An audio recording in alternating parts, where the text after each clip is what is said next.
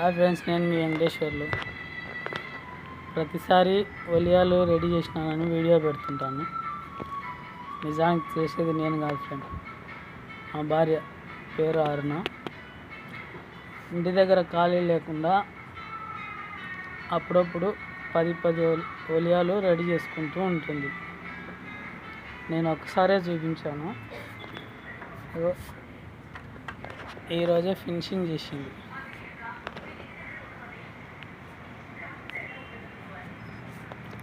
ఎలా ఉంది ఫ్రెండ్స్?